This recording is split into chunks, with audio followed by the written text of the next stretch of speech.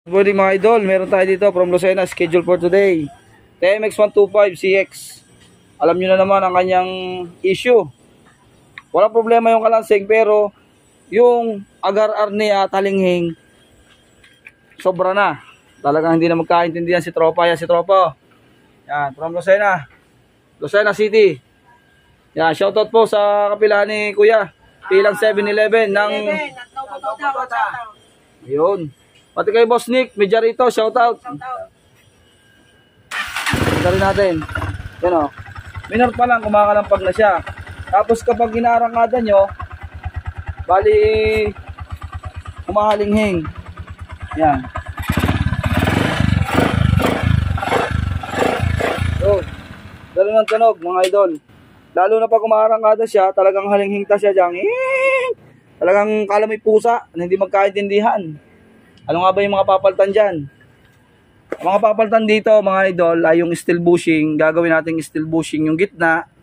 Yung tawagin nila ay starter gear. Pero yung talagang tawag nila sa katalogo starter gear. Yun.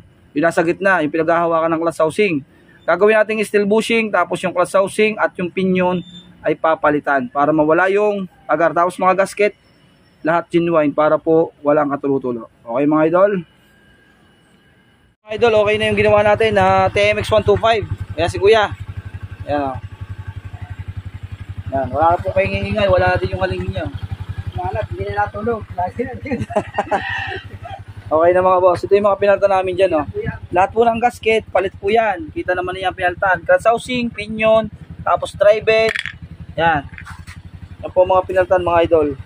Tapos yung mga ulsil o. Yan. Susunod na papagtan na okay na.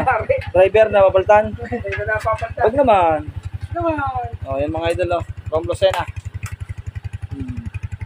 Shout out. Shout out mo naman mga kasama mo doon, idol. Shout out, Nobo Toda. Tsaka 7-Eleven. 7-Eleven Toda. Salamat kay Pusnik. Yun. Ay mga idol, pa-share naman. Yan po yung mga papaltas sa mga halinghing problem ni Alpha. Okay?